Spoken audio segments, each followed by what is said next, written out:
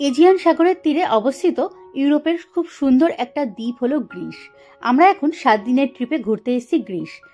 এখন আমরা রয়েছি পারসে, যেটি খুবই সুন্দর একটি দ্বীপ। আগে তোমাদের সাথে একটা ভ্লগ আমি শেয়ার করেছি কিভাবে আমরা অ্যাথেন্স থেকে পারস পৌঁছলাম, সেই জার্নি, তার সাথে আমাদের ভিলা ট্রিপটি। যদি না দেখে থাকো সেই রোমান্টিক ভিলা এবং আমাদের জার্নিটি কেমন ছিল আর প্রথম দিন এসে আমরা কোথায় ঘুরতে গেলাম, তাহলে আমার আগের ভ্লগটি একটু দেখে নাও আমার চ্যানেলে গিয়ে। আজকে আমি তোমাদের সাথে শেয়ার করছি পরের দিন আমরা সাইট সিনে কোথায় যাচ্ছি। সকালে ঘুম থেকে উঠে চটপট আমরা ঘরেই ব্রেকফাস্ট সেরে নিলাম। আমাদের সাথে ছিল কিছু ম্যাগি। ঘরে যেহেতু কিচেন রয়েছে, তো আমরা ছোট্ট করে একটা ব্রেকফাস্টের আয়োজন সেরে বেরিয়ে পড়েছি সকাল 8:30টার সময়। পারস দ্বীপের এই ঐতিহ্যবাহী গ্রামটির নাম হলো মারপিসা, যা দ্বীপের পূর্ব দিকে অবস্থিত একটি পাহাড়ি এলাকায়। পার্কিয়া থেকে মাত্র 18 থেকে 19 কিলোমিটার দূরেই অবস্থিত এবং পারসের রাজধানীর খুব কাছাকাছি। গ্রামটি অ্যাম্পিথিয়েট্রিক্যাল ভাবে পাহাড়ের ঢালে গড়ে উঠেছে এবং সাদা কিউবিক ঘর, সরু গলি আর চারপাশে মন্দির এবং রয়েছে 4টি উইন্ডমিল। এই নিয়েই হয়েছে গ্রামের সৌন্দর্য। তো চলো দেরি না করে আজকে শুরু করা যাক আমার এই ভ্লগ। আমরা যাচ্ছি এখন মারপিসা। প্রবাসে আমার জগতে গ্রিসের মারপিসা গ্রাম থেকে তোমাদের সবাইকে ওয়েলকাম। আজকে আমরা এসেছি গ্রিসের পারসের একটা সুন্দর ভিলেজ দেখতে, যেখানে সাদা সাদা সুন্দর বাড়ি, সুন্দর ওয়েদার, তার সাথে নীল নীল উইন্ডো আর অপূর্ব সুন্দর ফুল দিয়ে চারপাশটা সাজানো, দেখতে অপূর্ব সুন্দর। আমরা এই ভিলেজটাকে আজকে ঘুরে ঘুরে এক্সপ্লোর করবো। তো চলো আমরা আমার সাথে তোমরাও।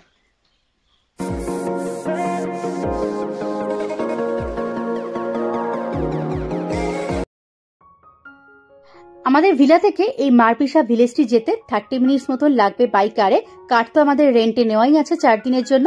তো আমরা সকাল সকাল শুরু করেছি জার্নিটি। তো রাস্তাটাও তোমাদের সাথে শেয়ার করছি, গ্রিসের রাস্তা কিরকম হয়, পাহাড়ি রাস্তা। তবে যে গ্রামটা যাচ্ছি সেই গ্রামটা যাওয়ার আগে আর একটা সুন্দর গ্রামও যাব, যেটা আমাদের ভিলার যে ওনার তিনি সাজেস্ট করেছেন। সেই নামটা আমি ভুলে গেছি, তাও জানতে পারলে পরে তোমাদের সাথে শেয়ার করব। তার আগে তোমাদের সাথে শেয়ার করি যে গ্রামটায় যাচ্ছি মারপিসা, সেই মারপিসার নামটির পেছনে কি তাৎপর্য রয়েছে। গ্রিক মাইথোলজি আমি তোমাদের সাথে এখন শেয়ার করছি। মারপিসা ছিলেন একজন নদীর রাজা ইউভেনাসের কন্যা এবং নদীর দেবীর সন্তান। তার মূলত কাহিনীটি ইডাস ও দেবতা অ্যাপেলোর সঙ্গে জড়িত রয়েছে। কিংবদন্তি অনুযায়ী অ্যাপেলো তাকে অপহরণ করতে চেয়েছিলেন, ইডাস সেটি প্রতিরোধ করেছিলেন। শেষে মারপিসা সিদ্ধান্ত নিয়েছিলেন যে তিনি ইডাসকেই বেছে নেবেন, কারণ অ্যাপেলো অমর হলেও সে কখনো বার্ধক্যে পৌঁছবে না, অথচ ইডাস তার সঙ্গে জীবন কাটাবে জীবনসঙ্গী হিসেবে। তাই মারপিসার নামটি একটি প্রাচীন গ্রিক মেয়ের নাম হিসেবেই পরিচিত। আবার মারপিসা নামটির কিন্তু আরেকটি মিনিংও রয়েছে গ্রিক বই অনুযায়ী। সেটি হলো মারপিসা কথাটির অর্থ হঠাৎ করে ধরে ফেলা বা ছিনিয়ে নেওয়া। তাই শব্দটির অর্থ দাঁড়াচ্ছে যে ছিনিয়ে নেওয়া হয়েছে বা অপহরণ করা হয়েছে। মারপিসা পারস দ্বীপের পূর্ব দিকে অবস্থিত একটি পাহাড়ি সুন্দর গ্রাম। গ্রামটি মাঝারি উচ্চতায় অবস্থিত, 30 থেকে 40 মিটার সমুদ্রপৃষ্ঠ থেকে যার উচ্চতা। পার্কিয়া হলো পারসের মূল শহর বন্দর। এখান থেকে মাত্র 18 থেকে 19 কিলোমিটার দূরেই অবস্থিত এই গ্রামটি। 2021 সালের জনগণনা অনুযায়ী এখানে কিন্তু জনসংখ্যা ছিল মাত্র 1319 জন, খুবই কম। গ্রামটি মেইনলি ঐতিহ্যবাহী একটি বসতি হিসেবে স্বীকৃত পেয়েছে, অর্থাৎ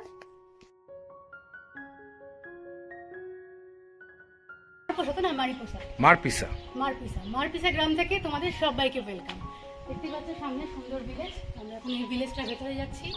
তোমাদের সবাইকে আজকে আমাদের গ্রিসের আরেকটা ব্লগে ওয়েলকাম। মারপিসা গ্রামটির কিন্তু ইতিহাসের গুরুত্ব অনেকটাই বেশি।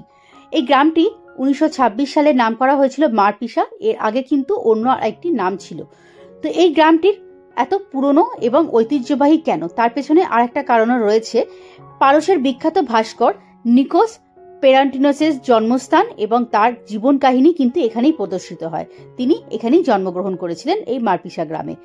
এছাড়াও এই গ্রামটির কালচার হিসেবে এখানে পর্যটন শিল্প, চাষবাস এবং টুকটাক ছোট ছোট জীবিকা নির্বাহকারী মানুষরাই এখানে বসবাস করে। খুবই ছোট গ্রাম, সরু গলিপথে ঘেরা এই গ্রামটি কিন্তু খুবই ছোট এবং এখানে পার্কিং নেই বলে আমরা গাড়িটা অনেকটা দূরে রেখে গ্রামটিকে পায়ে হেঁটেই এক্সপ্লোর করব। যেখানে ঘুরতে এসেছি অবশ্যই পায়ে হেঁটে ঘুরলে ভালোভাবে ঘোরা যায় এবং অনেক কিছু এক্সপ্লোর করা যায়। তো আমার সাথে আমি তোমাদেরকেও নিয়ে যাচ্ছি। তার আগে বলি এই গ্রামের বাড়িগুলোর বৈশিষ্ট্য কি। এখানে প্রধানত সাদা রঙের সাইক্লিয়াটিক ধাঁচের কিউবিক ডিজাইনের উঁচু ছাদওয়ালা বাড়ি এবং নীল দরজা বা জানলা, আর পাথরের তৈরি সাদা গলিপথ।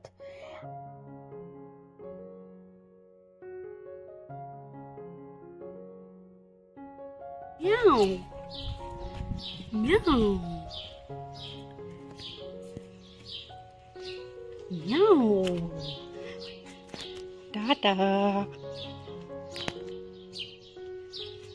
গ্রিসের যে কোনো গ্রামে আসলে তুমি এরকম বাড়িতে বাড়িতে বেড়াল দেখতেই পাবে, কারণ গ্রিসের অনেকেই বেড়াল খুব পছন্দ করে। অনেকে বলবো না, এরা বেড়ালকে বেশিরভাগ মানুষই দেবতা হিসেবে পছন্দ করে। গ্রিক দেবীরা বেড়াল খুব পছন্দ করতেন, তাই জন্য অনেকেই পোষ্য হিসেবে বাড়িতে বেড়াল রাখে। বাসিন্দাদের এখানকার বেশিরভাগই জীবনযাত্রা গ্রামীণ প্রকৃতি, চাষবাস, পর্যটন শিল্প এবং টুকটাক রেস্টুরেন্ট, তার সাথে ছোটখাটো কুটির শিল্পের দোকান ইত্যাদি হলো এদের জীবনযাত্রার মূল উপকরণ। মারবিসা গ্রামে যাওয়ার পথেই জাস্ট বাঁদিকে টার্ন নিলেই একটা সুন্দর গ্রাম দেখতে পাবো। সেই গ্রামটির কথাই আমাদের ওনার বলেছিল, ভিলার যে ওনার। তো আমরা ভাবলাম সেখানে যখন যাব তাহলে গাড়িটা নিয়েই যাই, কারণ এটা অনেকটাই দূরে পড়বে আর আমাদের খিদেও পেয়েছে। তো ব্রেকফাস্ট যেহেতু হালকা করেছি, তো ভাবছিলাম একটুখানি ব্রাঞ্চ করে নিলেই হয়। তো রেস্টুরেন্ট অপশান দেখলাম ওই গ্রামটাতেই রয়েছে, তাই জন্য আমরা ওখানে গিয়ে কিছু খাওয়া দাওয়া সেরে আবার মারপিসায় ঢুকবো। এবার তোমাদের বলি মারপিসায় ধর্মীয় অনুষ্ঠান বলতে কি বোঝায়। এখানে গ্রামীণ লোকরা যখন আছে তারা নিশ্চয়ই কোনো ধর্মীয় অনুষ্ঠান পালন করে। 6ই আগস্ট এদের এখানে মেটামরফোসিস নামে একটি শুভ অনুষ্ঠান হয়, যেটাকে এরা উৎসব হিসেবে পালন করে। বাইরের মানুষজনও এখানে অনুষ্ঠানে যোগদান করতে পারে। এছাড়াও ইস্টারের সময় এদের ধর্মীয় অনুষ্ঠান এবং স্থানীয় খাবারের অভিজ্ঞতা উপভোগ করার জন্য উপযুক্ত সময়। বাইরে থেকে অনেক পর্যটন, দূর দূরান্ত থেকে অনেক পর্যটকরাই আসে এই অনুষ্ঠানে যোগদান করার জন্য। ইস্টারের সময় অলমোস্ট 15 দিনের মতন এখানে বিভিন্ন রকম স্থানীয় খাবারের স্টল দেওয়া হয় এবং বড়ভাবে উৎসব পালন করা হয়। এই সময়টাকে এরা খুব পবিত্র মনে করে, যদিও এই সময়টা খুব পিক সিজন বলে এবং সামার টাইম বলে খুবই কস্টলি এখানকার হোটেল। তো তোমরা যদি কখনো আসতে চাও চেষ্টা করো 6 মাস আগে বুকিং করে রাখ।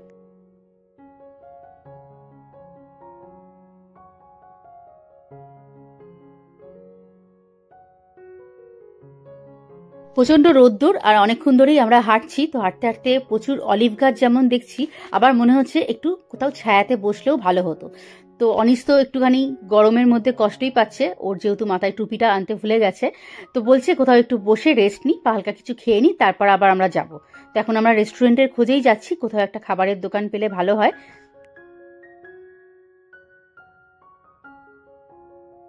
তবে এই ভিলেজটায় কয়েকটা সুন্দর সুন্দর বাড়ি এবং গির্জা ছাড়া সেরকম কিছু দেখলাম না। যেটা দেখতে পেলাম প্রচুর রেস্টুরেন্ট রয়েছে এবং অনেক সুন্দর সুন্দর ঘর সাজানো জিনিসের দোকান, অর্থাৎ কুটির শিল্প এখানকার মানুষজন বেশিই করে। তো সেই হিসেবে আমরা কিছু গিফটস ভাবছিলাম বধূদের জন্য কিনে নিয়ে যাব, কিন্তু প্রচন্ড এক্সপেন্সিভ। তোমাদের একটা ছোট্ট টিপস দিই, তোমরা যদি কখনো ঘর সাজানোর জিনিস বা গিফটস এখান থেকে কিনতে চাও তাহলে চেষ্টা করো বড় সিটি থেকে কেনার বা পোর্টের আশেপাশে কোনো জায়গা থেকে কেনার। এরকম ভিলেজ সাইডে কিন্তু জিনিসগুলো হয়তো সুন্দর হবে, ইউনিক ডিজাইনের হবে, কিন্তু দাম প্রচুর বেশি, খুবই এক্সপেন্সিভ।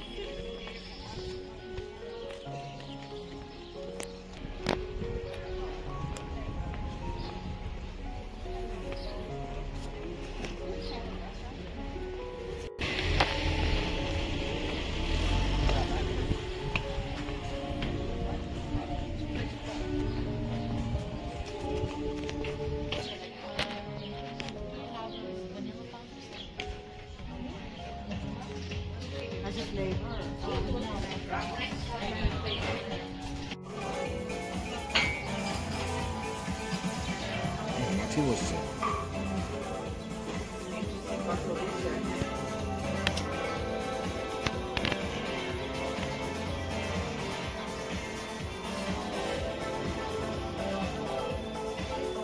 তুলতে বললাম, তুলেছো ফটোটা?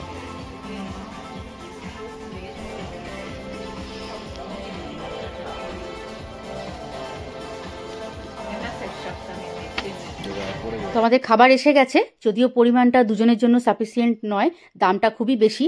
এইটুকু একটা প্লেটের দাম নিয়েছে 25 ইউরো আর এই টোস্টটার দাম নিয়েছে 20 ইউরো। তো আমরা মোটামুটি হালকা করেই খেয়ে নিই, আবার যদি কোনো রেস্টুরেন্ট পাই ইভিনিংয়ে সানসেটের আগে তখন আবার হালকা করে কিছু খেয়ে নেবো।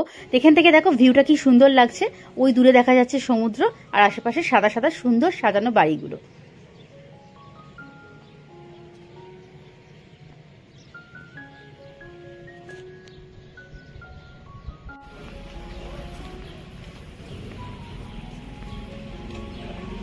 খাওয়া দাওয়া সেরে এখন মোটামুটি দুপুর 2:30 বাজে। তো আমরা এবার বেরিয়েছি আবার ভিলেজ ট্যুর করতে।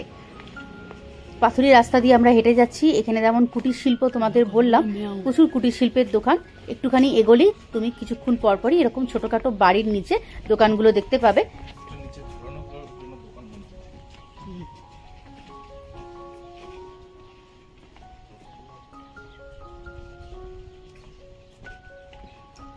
সাদা ঘন্টাটা দেখতে পারো।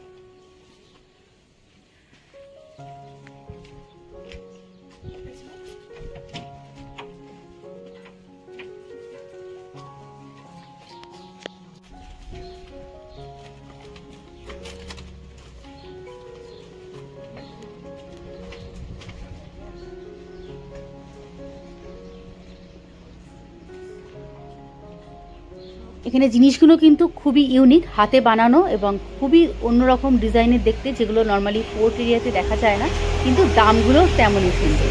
সেই জন্য ফ্রিজ ম্যাগনেট বা অন্য কিছু আমার কেনার ইচ্ছে থাকলেও এখানে দেখে মনে হলো যে না থাক, এরপরে মিখোনাস বা অন্যান্য কোথাও যখন যাব সেখান থেকেই কিনবো।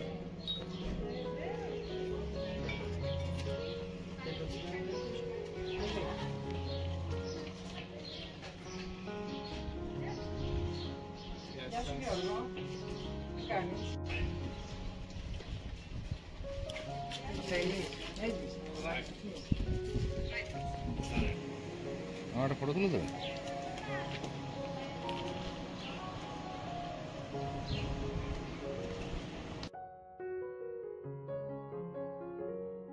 একটা বাড়ির সামনে দেখো, দেখে আমার মনে হচ্ছে এটা বেদানার গাছ, অন্য ফলের গাছও হতে পারে, কোনো ফল দেখতে পাচ্ছি না, ফুল আর কুড়ি দেখতে পাচ্ছি লাল লাল। কি দারুণ লাগছে বাড়িটার সামনে।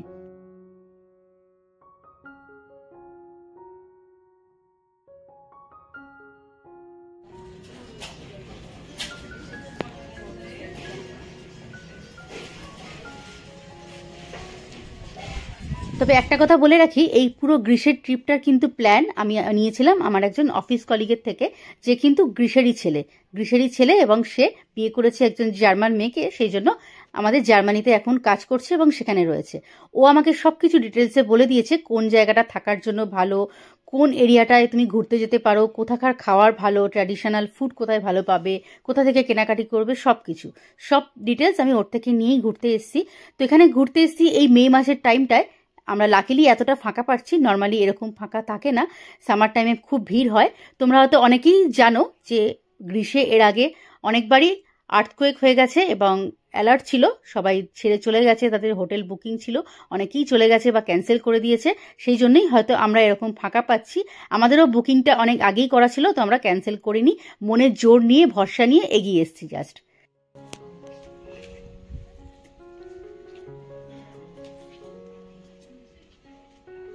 বাড়িগুলো কিন্তু খুবই সুন্দর সাজানো গোছানো, অনেক পুরনো বাড়িও রয়েছে, কিন্তু এখানকার ডেকোরেশন দেখো, যাই তুমি করো না কেন বাড়ির কালার কিন্তু এরা চেঞ্জ করে না। গভর্নমেন্টের রুলস অনুযায়ী সব বাড়ি এরকম সাদা এবং উইন্ডো নীল করতে হবে, গভর্নমেন্টের পারমিশন ছাড়া বাড়ির অন্যরকম কালার করা যাবে না।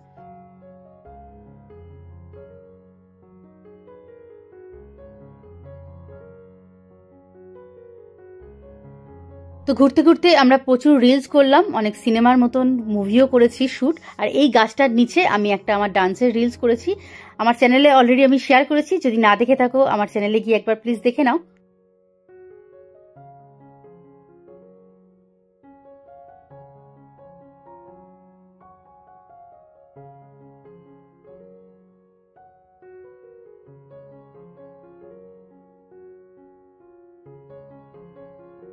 গ্রীষ্মে পারস ঘুরতে আসলে তোমরা এই গ্রামটা কিন্তু চেষ্টা করো আসার। এখানে আসলে অ্যাটলিস্ট একটা বেলা গোটা সময় নিয়ে এসো। এখানে কিন্তু অনেক সুন্দর সুন্দর কর্নার রয়েছে, ইনস্টাগ্রাম ফটোগ্রাফির জন্য প্রচুর জায়গা। তো আসলে অনেকক্ষণ সময় নিয়ে ধীরে সুস্থে ভালো করে ঘুরে দেখার সুযোগ পাবে, সেই জন্য পারলে একটা বেলা এমনকি সানসেটের আগে অবধি সময় নিয়ে এসো। আর এই বাড়িগুলো খুবই কাম কুল, এখানে লোকজন কিন্তু খুবই ভালো, কেউ ফটোগ্রাফি বা ভিডিওগ্রাফির জন্য কোনো অবজেকশন করে না এবং এরা খুবই ফ্রেন্ডলি। আশেপাশের লোকজন ইভেন তুমি কাপেল ফটো তুলতে চাইলে তোমাকে এসে নিজে থেকে বলছে তুলে দেবো। তো খুবই সুন্দর এখানকার ফ্রেন্ডলি পরিবেশ, আমার তো খুবই ভালো লাগছে, নিরিবিল্লি সুন্দর একটা গ্রামীণ জীবন।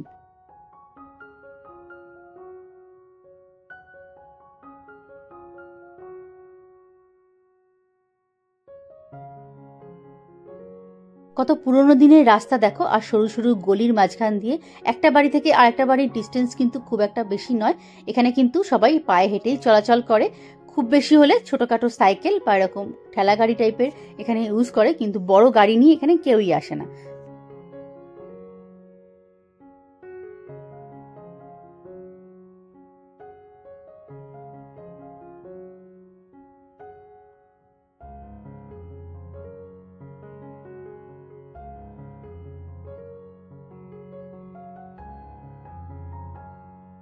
এই গাছটার নাম কি তোমরা জানো?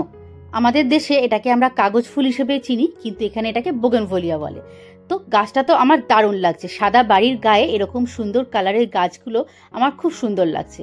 তো আমার ইচ্ছে আছে যদি আমাদের জার্মানির মাটিতে এই গাছগুলো বাঁচে তো ঘরে একটা লাগাবো, গিয়েই আমি একটা এই গাছের সন্ধান করব, কোনো দোকানে পেলে অবশ্যই নিয়ে আসবো।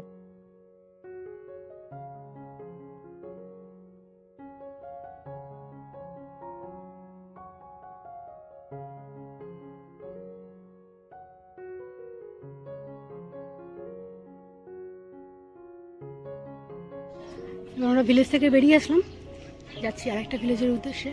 তো আগে আমাদের পার্কিং খুঁজতে হবে, যেখানে আমরা গাড়ি রেখেছি সেখান থেকে আবার স্টার্ট করতে হবে পরের গ্রামের জন্য।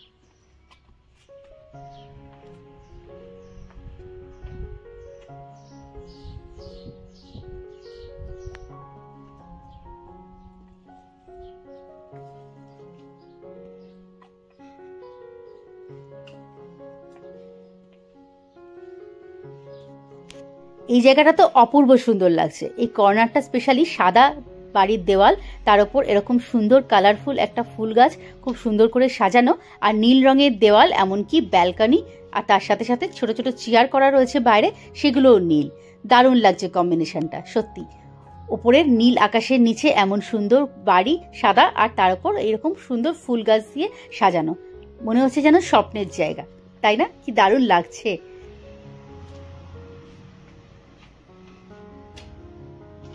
সত্যি সাচ এ রোমান্টিক কর্নার, কি দারুণ লাগছে জায়গাটা আমার।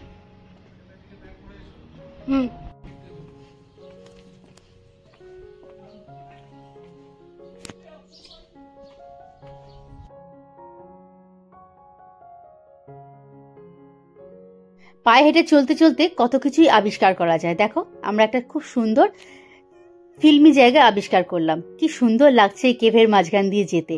জায়গাটা সত্যি সিনেমাটিক, দারুণ লাগছে। ওয়ালগুলো, এখানে যে আর্টসগুলো করা আছে, কি সুন্দর রোমান্টিক জায়গাটা, সত্যি পুরো ফিল্মি লাগছে ব্যাপারটা।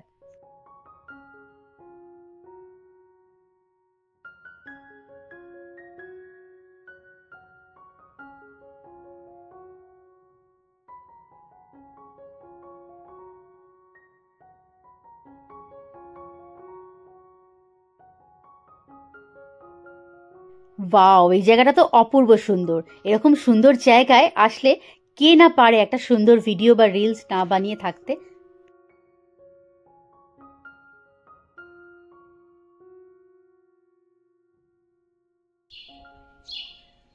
এই কর্নারটা কিন্তু হলো এই ভিলেজের একটা আইকনিক জায়গা।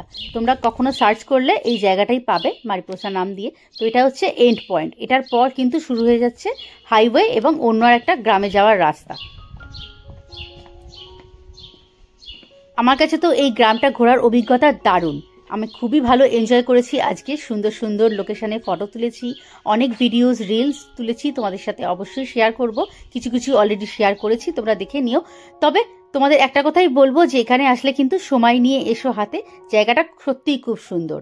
অনেকক্ষণ ধরে তুমি এখানে ভালো করে ঘুরতে পারবে, সুন্দর সুন্দর ফটোও তুলতে পারবে।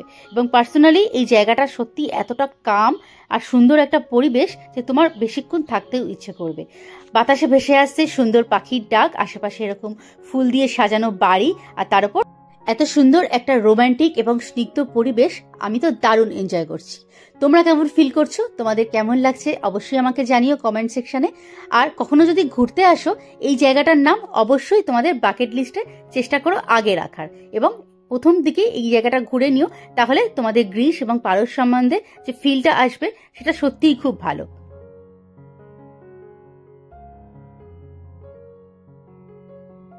এখানে আসার পর মনে হচ্ছে যে পারসে যদি আরো একটা দিন আমি থাকতে পারি তাহলে অবশ্যই এই জায়গাটা চেষ্টা করব আসার। কিন্তু অলরেডি আমাদের সব প্ল্যান করা রয়েছে, শিডিউল কোন দিন কোনখানে যাব, ফেরিও বুক করা রয়েছে অন্যান্য লোকেশনে যাওয়ার জন্য, তাই জন্য হয়তো সম্ভব হবে না। তবে যদি কখনো সম্ভব হয় ফেরার আগের দিন হলেও আমি এখানে আরেকবার চেষ্টা করব আসার।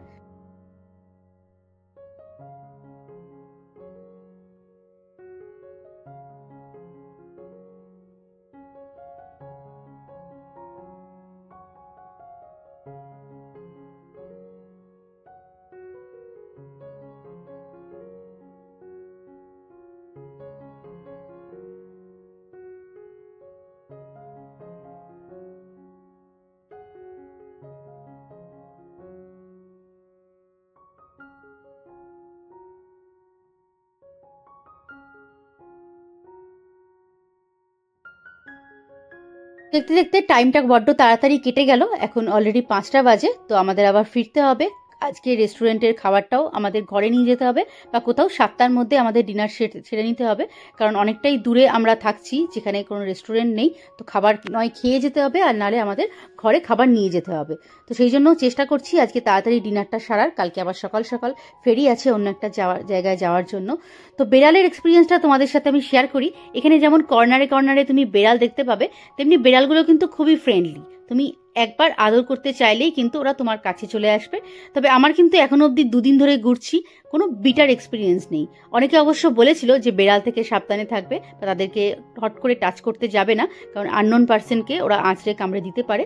কিন্তু আমি এখনো অবধি সেরকম কোনো ফিলিংস পাইনি ওদের থেকে, আমার তো ভালোই লাগছে। তো